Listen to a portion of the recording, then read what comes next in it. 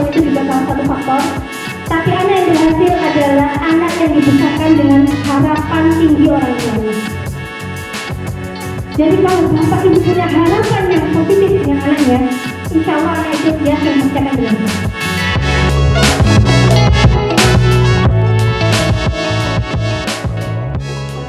Assalamualaikum warahmatullahi wabarakatuh.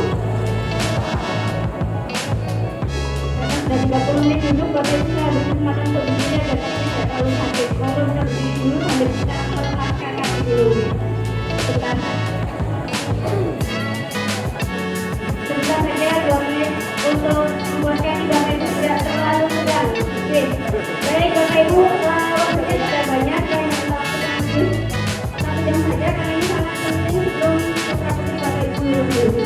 Tolong angkat ke sebelah kiri tangan Bapak Ibu yang sebelah kanan berikan ke sebelah tangan yang sampingnya ya, pegang pundaknya Bapak Ibu. Oke, silakan dipijat dulu. Tolong dipijat dulu yang enak ya Bu ya. Nanti dibalas terus ya. Oke, terima kasih Mbak Presiden. Sekarang berganti ke sebelah kiri, mana sebelah kiri sudah Bapak Ibu. Bapak-bapak kayaknya sudah sudah deh. Baik, kalau sudah sekarang lomba. Belum ya. Sekarang kakinya jinjit dulu sambil ya supaya nggak terlalu sakit. Oke, ya supaya nggak terlalu tegang. Baik, kalau sudah selesai Bapak Ibu bisa duduk kembali. Yang penting nggak terlalu sakit. Oke, baik. Sebelum ke materi, karena ini tentang disiplin positif, saya ingin praktek dulu ke Bapak dan Ibu sekalian. Tangannya berikan tepatnya seperti ini Bu.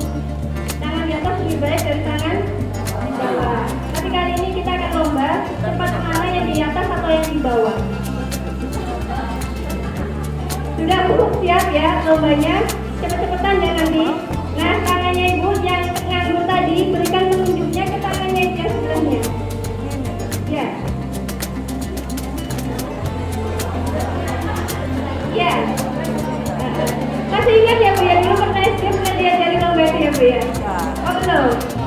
Oh ya, mari kita lihat. Silakan, saya kasih kode 1 sampai 3.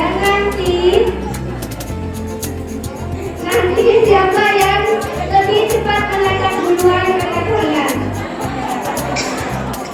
Siap? Ya. Kita lihat kecepatan kontrol Bapak Ibu sekalian. Oke. Oke, baik. Menangkap telunjuk temannya. Siapa yang ditangkap lebih cepat? Yang sebelahnya juga. Jadi konsentrasinya 2. Tangan kanan dan tangan kiri. Combo yang di belakang bisa praktek. Tangan kanan dan tangan kiri. Siap Bu?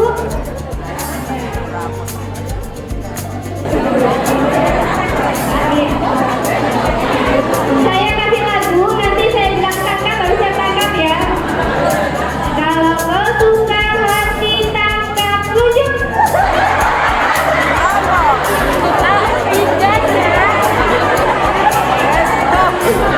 Ingat ya, telunjuk.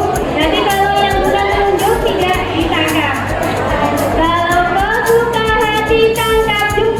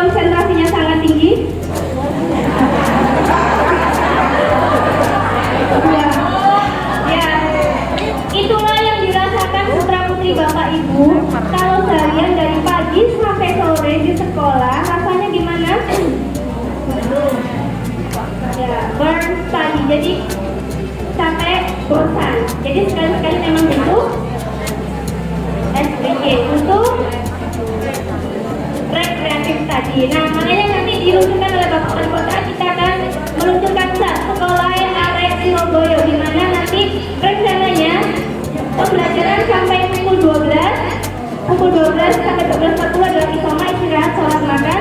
Setelahnya adalah pengembangan bakat minat. Nah, tapi sebelum ke sana, karena kelas 9 ini super istimewa, saya berkenalan dengan putra putri Bapak ini mengenal karena saya gurunya dari kelas 7, 8, 9. Sebagian di antara Bapak Ibu mungkin pernah ada yang konsultasi dengan saya. Oke, baik, sekarang adalah menanamkan disiplin positif pada anak. Ini adalah program ini sedang direkam di Bapak Ibu sekalian, karena akan digunakan untuk kalian berbagi SMP Negeri 55 di sekolah penggerak dan guru penggerak. Jadi SMP 55 ini sekarang tahap ketiga seleksi guru penggerak dan sekolah penggerak.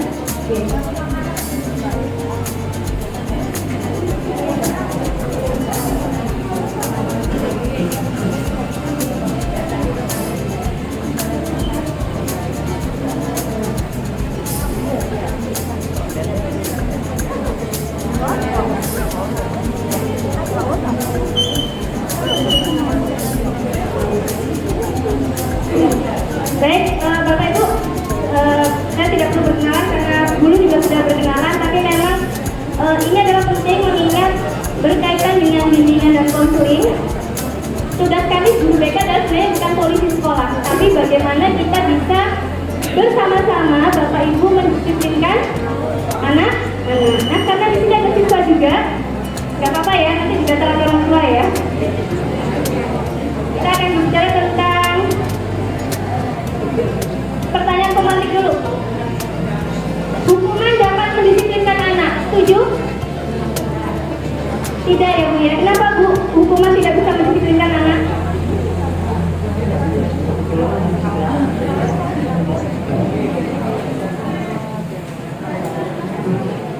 Karena anak sekarang nggak bisa sama hukum, jadi harus ngobrol seperti pemakai orang yang menjadi ngaku hukum apa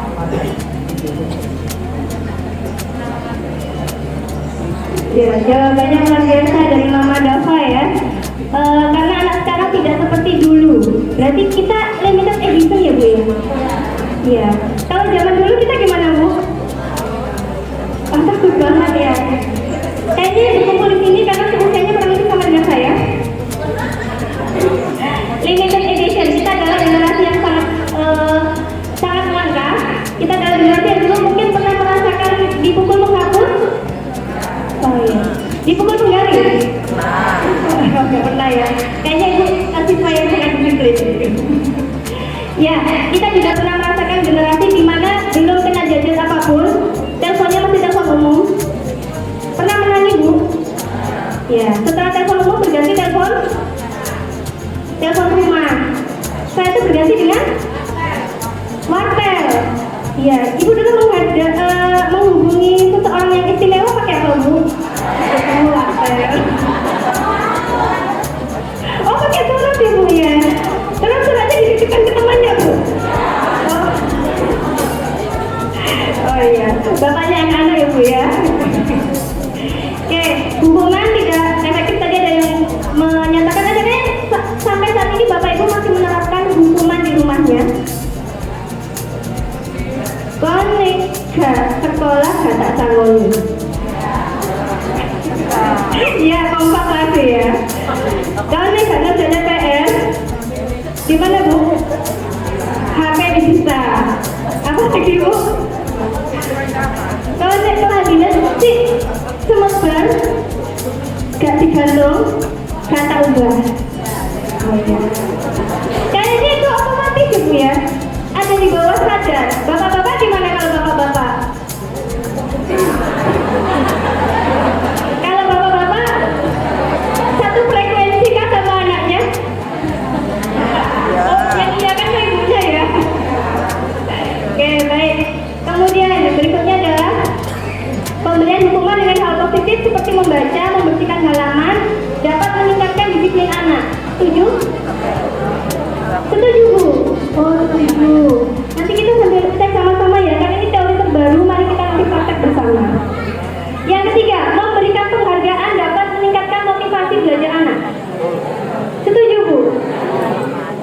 Jadi perlu ranking ya Bu ya? Enggak. Kalau apa Bu? Kalau kemudian berubah benda ke materi, pujian bisa, bagus nak, jempol, apalagi bintang. Ibu di rumah banyak bintangnya ya Bu? Oh, bintang kejora. Ya. Saya nggak tahu kalau model Bapak ya, karena pendekatan Bapak dan pendekatan Ibu berbeda. Di mana ibu-ibu ini memiliki kelebihan verbal yang lebih dibandingkan dengan bapak-bapak. Mungkin kalau bapak-bapak satu kali langsung ceples, bukan ceples, cespeng. Kamu kalau ranking 1 tak berikan sepeda motor. Kira-kira gimana? Iya Bu, nggak Bu. Mungkin bapaknya gini, karena anaknya suka sepeda motor, maka motivasinya adalah sepeda motor. Nah, tapi saya mau curhat nih Bapak Ibu sekalian yang memberikan penghargaan kepada anak-anaknya dengan sepeda motor. Hampir, silakan direfleksikan sendiri yang putra putrinya membawa sepeda motor ke sekolah walaupun tidak diletakkan di sekolah. Apa yang terjadi? Mungkin Bapak Ibu yang tempat tinggalnya tidak di Pagesangan, tapi kami sekolah mendapatkan curhatan dari warga Pagesangan. 1. Tidak pakai helm. 2. Jelas tidak punya SIM. Ya. 3. Ke sekolah memakai sepeda motor, posisi dengan seragam. Jelas itu membawa nama tidak baik untuk sekolah. Ada sebuah kisah anak kelas 9 yang membawa sepeda motor dalam posisi kecepatan 45 km per jam di gang Kampung Pagesangan. Apa komentar warga di sekitar sini? Yang disalahkan bukan panjenengan Bapak Ibu sekalian, yang disalahkan adalah sekolah. Yang dikeluarkan oleh pendapat yang dikeluarkan oleh masyarakat di sini adalah oh ancene arek. Padahal Bapak Ibu gurunya nggak pernah ngajar seperti itu. Dan kita nggak pernah belikan untuk kita sepeda motor Bapak Ibu. Jadi yang belikan siapa? Orang tuanya. Yang memfasilitasi? Kira-kira memang apakah Bapak Ibu teruntungkan dengan sepeda motor? Oke, ini direfleksikan kembali. Kami sekolah menyampaikan terima kasih yang sedalam-dalamnya untuk Bapak Ibu yang sampai saat ini belum memberikan izin putra-putrinya ke sekolah menggunakan sepeda motor.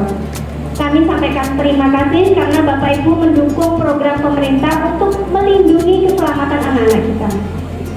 Oke. Dan ini ada hubungannya dengan materi berikutnya. Apakah makna disiplin Bapak Ibu? Anakku disiplin, jadi kira-kira gimana? Sekolah tepat waktu, apalagi? Bertanggung jawab.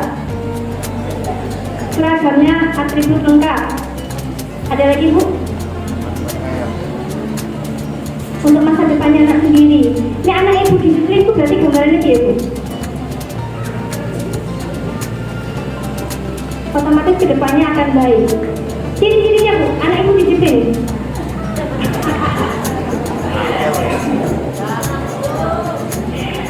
Oke, tidak pernah telat. Terima kasih. Atribut lengkap. Kalau Ansurin kami mengumpulkan sebuah siswa yang atributnya belum lengkap, termasuk kelas 9. Kelasnya 9, bednya kelas 8. Masih ada yang merasa? Ya. Atributnya kelas 9, benar baru. Ditempel pakai peniti. Ada. Padahal permak itu berapa Bu biayanya? 3.000 4.000. Beli es krim Magnum nggak cukup gitu. Tapi untuk mempermak berat sekali rasanya ya. Saya yakin yang hadir di sini putra putrinya atributnya sudah lengkap semuanya. Jadi hari ini nggak perlu dikumpulkan. Ya. Jadi tolong yang pakai peniti gitu. Pernah merasa Bu adanya saking tingginya atributnya lengkap pakai peniti dulu ke sekolah? Oh enggak ya, alhamdulillah. Baik, kira-kira mana disiplin itu tadi? Saya nggak perlu menjelaskan lebih jauh. Intinya mana disiplin yang terakhir adalah asal katanya adalah disiplin yang artinya belajar. Jadi disiplin itu adalah kemauan anak untuk belajar lebih baik lagi ya. Disiplin itu membuat orang menggali potensinya menuju sebuah tujuan apa yang dia hargai. Nah, tapi dalam budaya kita, makna kata disiplin telah berubah menjadi sesuatu yang dilakukan seseorang pada orang lain agar patuh. Jadi disiplin itu identik dengan patuh. Anak itu kalau nggak patuh berarti nggak disiplin. Anak itu patuh? Alhamdulillah, anaknya patuh. Semoga di sekolah juga. Kadang ada yang patuh di rumah tapi tidak patuh di sekolah. Ada yang terbalik. Tidak patuh di rumah tapi aku balik ya. Tidak patuh di sekolah tapi patuh di rumah. Tidak patuh di rumah tapi patuh di sekolah. Putra putrinya bapak ibu tipe yang mana? Yang nurut ibu guru bapak guru apa yang nurut bapak ibu orang tuanya? Ada yang bilang seperti ini. Konekat menurut kalian ibumu tak lapornya ibumu. Tak lapornya Bu Nini. Yang mana muridnya Bu Nini? Lebih takut Bu Nini atau lebih takut bapak ibu? Berarti patuh disiplinnya jika ada Bu Nini. Sama Bu Nini patuh sama Bu Nini. Oke, baik, kita kembali ke founding father tokoh pendidikan di Indonesia. Bapak Ibu kenal siapa dia? Siapa beliau? Ki Hajar Dewantara. Inilah Bapak Pendidikan Indonesia. Yang mana menurut Ki Hajar Dewantara adalah merdeka itu artinya tidak hanya terlepas dari perintah akan tetapi juga cakap membuat atau memerintah diri sendiri. Maka putra-putri Bapak Ibu dikatakan berhasil pendidikannya jika mampu mengontrol dirinya sendiri, bukan karena takut dengan panjenengan sebagai orang tuanya, bukan karena takut dengan Bu Nini, Bu Liana, Pak Firman sebagai guru, bukan karena takut nanti dilaporkan ke guru BK.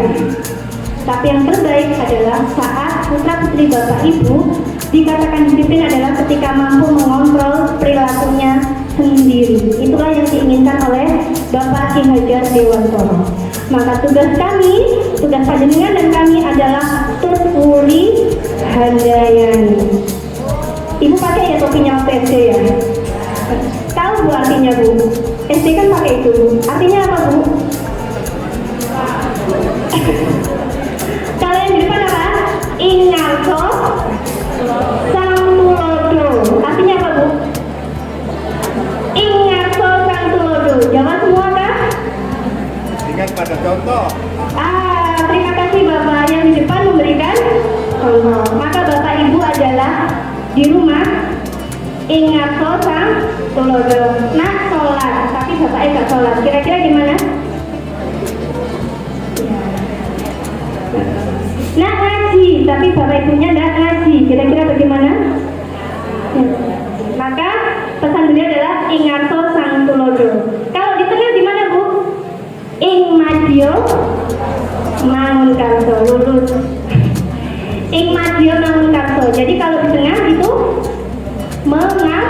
mengawal, menggandeng. Putra-putri Bapak Ibu sekarang posisinya adalah yang tepat adalah Ing Madio Mangun Karso. Seperti katanya namanya dapat tadi, yaitu mengiringi. Jadi sekarang posisinya dia tidak ingin dianggap anak kecil lagi, betul? Tapi mau didewasakan juga nggak siap. Cari uang sendiri, siap nggak? Masak sendiri, nggak siap. Tapi nggak mau diperlakukan sebagai anak kecil. Inilah problem terbesar anak SMP. Dikatakan anak, nggak cocok. Dikatakan remaja, belum siap. Tapi pinginnya benar. Pokoknya nih salah nih. Kembali ke pasal 1. Saya benar.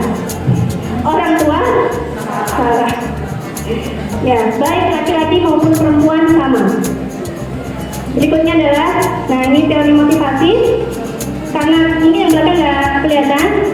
1, untuk menghindari ketidaknyamanan atau dihukum. Itu berarti kalau Bapak Ibu anaknya patuh karena takut dihukum, itu karena orang lain. Kemudian mendapatkan imbalan tadi ya Bu ya, yang suka dapat penghargaan itu juga karena orang lain. Dan yang ketiga yang paling penting adalah motivasi internal. Misalnya saya akan menjadi orang seperti apabila saya melakukannya. Maksudnya begini, saya akan menjadi orang hebat karena diri saya sendiri. Saya bisa berubah karena diri saya sendiri. Maksudnya, nah ini istilah baru tapi kami wajib menyampaikan. Sepertinya belum banyak yang mendengar istilah ini, tapi kalau sudah boleh angkat tangan dan saya berikan hadiah. Ada yang pernah mendengar istilah restitusi? Ibu berguru kayaknya ini. Silahkan ibu.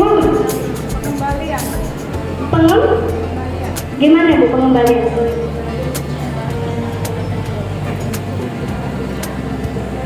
Ada temannya di depan. Bangga saudara. Oh, secara bisnis boleh bu. Bisnis dimasukkan ke pendidikan. Kalau saya tahu restitusi itu pengembalian, seperti yang saya tahu itu pajak. Kalau pajak itu kita bayar BPN nanti ada restitusi di akhir bulan atau akhir tahun. Bisa dengan pajak. Iya. Oke, baik. Ada betulnya juga restitusi. Yang biasa dengan dunia hukum. Mungkin ada yang pengacara atau ibunya? Oh tidak. Ya. Baik, ini adalah solusi untuk kondisi ketika Bapak Ibu menghadapi putranya yang remaja dikandani angel, susah, kita marah-marah capek, dihukum nggak mempan. Pernah merasakan kesel bu sama anaknya? Hah? Setiap hari, aduh ini sekali Tuhan. Baik, kita akan coba. Mari kita nanti coba teknik ini. Kami di sekolah guru mencoba menerapkan, Bapak Ibu di rumah juga coba menerapkan. Kita lihat hasilnya 1 bulan ke depan adakah perubahan perilaku putra putri Bapak Ibu. Jadi restitusi adalah proses menciptakan kondisi bagi murid atau anak untuk memperbaiki kesalahan mereka sehingga mereka bisa kembali pada kelompok mereka dengan karakter yang lebih kuat. Nah, bagaimana caranya? Ciri-cirinya bukan untuk menebus kesalahan, namun untuk belajar dari kesalahan. Misalnya, kamu hari ini datang terlambat ke sekolah. Tebusannya apa? Keliling lapangan 10 kali, itu namanya menebus. Tapi beda dengan belajar dari kesalahan. Nah, yang kedua, memperbaiki hubungan dengan orang yang tadi berbuat salah. Yang ketiga, tawaran, bukan paksaan. Yang keempat, menuntun untuk melihat ke dalam diri. Yang kelima, mencari kebutuhan dasar yang mendasari tindakan. Dan yang ketujuh, ke-8, ke-9 itu fokus, intinya adalah fokus pada solusi. Jadi anak-anak itu cenderungnya begini loh, saya kok disalahkan terus ya, terus solusinya apa? Itu kira-kira curhatan hati anak-anak. Selama ini di rumah, nyampe rumah disalahkan, nyampe sekolah disalahkan. Akhirnya ada yang cenderung reject, menolak nasihat dari orang tua yang ada di sekitarnya. Mending saya jadi anak nakal sekalian. Jadi awal mula istilah anak nakal boleh jadi bukan dari anak itu, tetapi lingkungan yang membentuk dia untuk berlaku seperti itu. Karena dia ditolak di mana? Gitu. Contoh, mengapa tidak peraturan saja? Mengapa harus keyakinan? Karena yang harus kita rubah itu keyakinan anak. Sekali lagi, yang kita rubah adalah keyakinan anak. Contoh, mengapa kita memiliki peraturan harus menggunakan helm bila mengendarai kendaraan roda 2? Kenapa harus pakai helm bu? Tadi yang kesini nggak pakai helm ada nih? Iya. Rumahnya dekat ya. Kira-kira kalau aku pakai helm kenapa bu? Keselamatan. Ya, tapi anak-anak merasa dia baik-baik saja bu. Maka yang harus dirubah adalah keyakinannya. Satu-satunya yang membuat anak mau pakai helm jika ketemu polisi, anaknya yang jawab bu. Maka selama ini keyakinannya adalah jika memakai helm itu karena aturan polisi, bukan karena keselamatan. Tanyakan ke dalam hati nurani anak ibu masing-masing, apakah benar pakai helm karena keselamatan? Nah, maka jangan heran beberapa hari terakhir kami mendapatkan informasi anak-anak yang kecelakaan dan tidak terselamatkan. Semoga bukan dari putra-putri kita. Jadi sekalinya kecelakaan, kapan hari ya SMP mana itu langsung meninggal. SMP di daerah barat itu langsung meninggal. Semoga bukan putra-putri dari bapak ibu sekalian ke depan. Yang kedua, yang ketiga saja, mengapa kita harus datang tepat waktu pada saat mengikuti pelatihan? Kenapa harus datang tepat waktu? Karena ilmu yang disampaikan dia menyerap semua. Tapi apakah sama dengan keyakinan anak-anak? Kenapa nak kalau datang terlambat? Kenapa nak? Takut dihukum, Bu. Diwakili anak-anak ya. Jadi ini tolong kami di sekolah meyakinkan anak-anak bahwa kalau kamu datang tepat waktu akan baik untuk masa depanmu. Saat kamu berkompetisi dengan di luar SMP 55, nanti keterima di SMA favorit, peraturannya sama. Bahwa kalau kamu disiplin ke depan saat kamu bekerja, kamu akan menjadi orang terdepan yang apa? Sukses dalam karir. Nah, itu nggak bisa sak-saknya.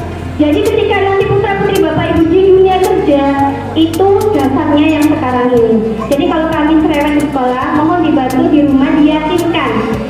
Tolong kalimatnya dirubah. Bukan karena takut dengan bu guru. Awas lah. Panio sing awak, panio sing isuk nek gak isuk kon dihukum bu guru. Bu Nini sudah siap tiket di depan.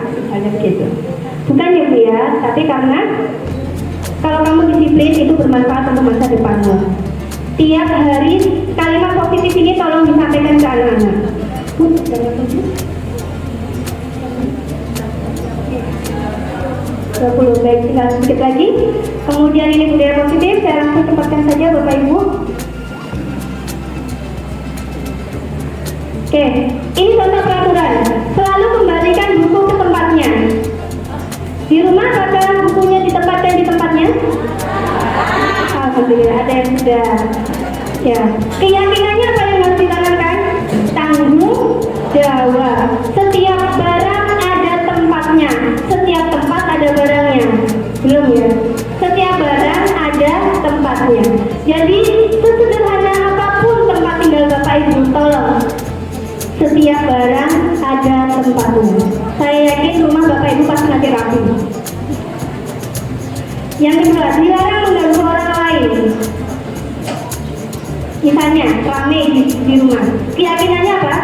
Harus menghormati orang lain. Kalau bahasa Jawanya apa Bu?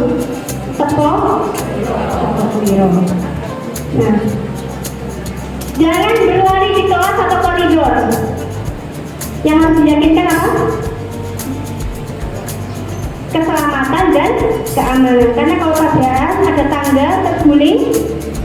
Nah, pernah di antara Bapak Ibu di sini yang putranya dulu terjatuh di salah satu tangga, tangannya patah.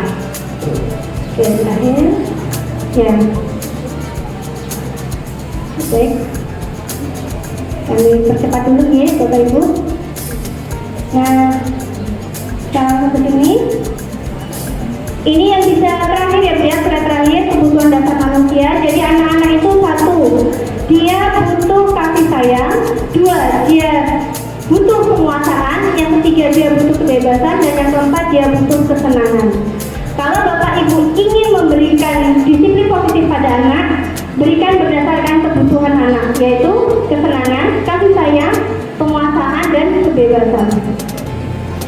Kecuali kebebasan yang harus ada aturannya, seperti tadi naik sepeda motor. Okay. Nah, terakhir, untuk yang terakhir, kira-kira tolong direfleksikan, Bapak Ibu selama ini di rumah itu posisinya satu, membuat orang merasa bersalah. Antenikon itu berarti itu apa? Membuat orang merasa bersalah. Yang kedua, kamu gak pernah benar. Berarti posisinya sama seperti membuat orang bersalah. Terus kemudian ibu memberikan hukuman, gak dikasih sangu, berarti penghukum. Yang ketiga, ayo nak, demi bapak ibu tua, tolonglah, sinang sing rajin. Berarti bapak ibu posisinya sebagai teman. Dan yang ketiga, kamu hari ini dapat nilai berapa? IPA ini 90. Oke, nak traktir bakso. Jadi itu adalah pemantau, karena suka melihat prestasi anak. Dan yang terakhir itu adalah manajer. Kalau kamu berhasil, itu karena kamu disiplin. Itu karena untuk masa depanmu. Tapi ibu nggak ngasih hukuman, ibu nggak ngasih hadiah. Maka posisi ibu adalah sebagai manajer. Gitu. Maka yang kami harapkan Bapak Ibu saat ini berperan sebagai manajer disiplin positif di sekolah. Terakhir, baik. Sudah ya. Jadi intinya adalah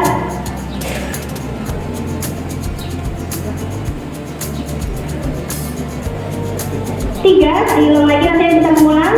Tolong menyebutkan yang pertama adalah segitiga restitusi. Yang pertama adalah seperti yang tadi Ibu, pengembalian untuk membuat anak yang merasa gagal karena berbuat salah menjadi positif terhadap dirinya. Misalnya, ada anak yang menurut Ibu melakukan kesalahan fatal. Tolong dipahami, kita juga pernah berbuat salah.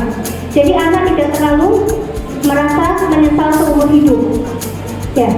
Yang kedua, validasi kebutuhan, membantu siswa untuk mengenali kebutuhan yang ingin dipenuhinya ketika melakukan kesalahan itu. Contoh misalnya ada anak mencuri, pasti anak itu butuh sesuatu.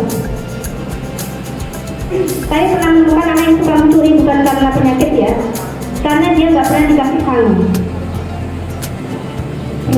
Ada anak yang suka ngambil HP, karena dia memang menginginkan HP. Itu contoh. Dan yang terakhir adalah menanyakan keyakinan. Ketika anak itu sudah sadar kesalahannya, tanyakan, kalau kamu tahu ini salah, harusnya ke depan bagaimana? Bagaimana kalau itu terjadi pada orang lain? Bagaimana perasaanmu? Jadi intinya dari materi ini adalah karena kami di guru kelas 9 ini luar biasa ya Bu Yana dan Bu Nini, permasalahannya sangat kompleks. Tapi kami juga sangat salut dengan kelas 9 karena di antara putra putri Bapak Ibu prestasinya luar biasa di kelas 9. Jadi seperti kutub utara dan kutub selatan. Yang prestasinya terbagus, misalnya barusan kelas 9F, apa Bu? Kevin, pemenang Olimpiade Nasional Sejarah dan PKN. Ada orang tuanya Kevin? 9F, angkat tangan. Gak datang ya? Ya, tepuk tangan untuk Kevin ya. Barusan memenangkan mewakili sekolah juara nasional Olimpiade Sejarah dan PKN, mendapatkan medali emas. Anaknya kalau ke sekolah bukunya tebel-tebel, bacanya tuh tentang Hitler. Mintanya tuh pelajarannya tentang filsafat. Kelas 9, SMP 55. Kelas 9, artinya kelas 9 di kutub ini ada. Kelas 9 yang hobinya tiap hari belajar bahasa Inggris ada. Jadi ngobrolnya tiap hari dalam bahasa Inggris ada. Ada anak yang ngumpet matematika terus ada.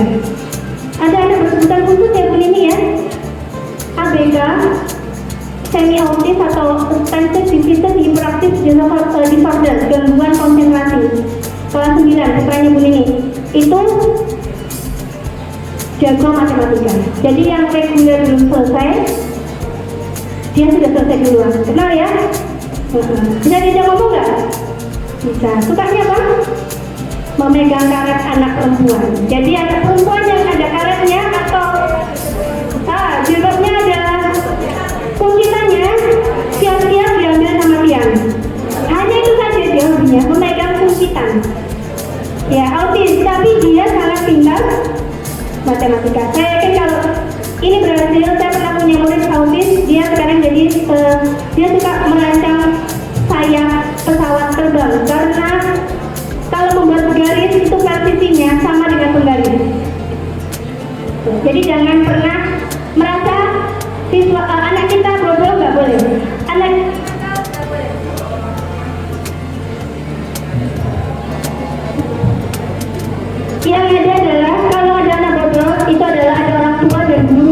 mengetahui apa kepintarannya. Kalau ada anak nakal itu bukan karena itu nakal, tapi karena dia belum tahu cara menyalurkan prestasinya. Sekali lagi, tolong, anak-anak kita semuanya adalah anak-anak hebat. Anak kita adalah anak-anak yang pintar. Jadi kalau Bapak Ibu nanti malam praktekkan di 1 bulan ke depan, setiap sebelum tidur pandang wajahnya baik-baik, yakin bahwa putra putri Bapak Ibu adalah anak-anak yang hebat. Dan menurut penelitian berdasarkan saya riset di psikologi, anak yang berhasil bukan karena anak itu kaya, orang tua berpendidikan, tidak semuanya begitu, walaupun itu juga salah satu faktor. Tapi anak yang berhasil adalah anak yang dibesarkan dengan harapan tinggi orang tuanya. Jadi kalau Bapak Ibu punya harapan yang positif dengan anaknya, insya Allah anak itu yakin pasti akan berhasil. Harus yakin.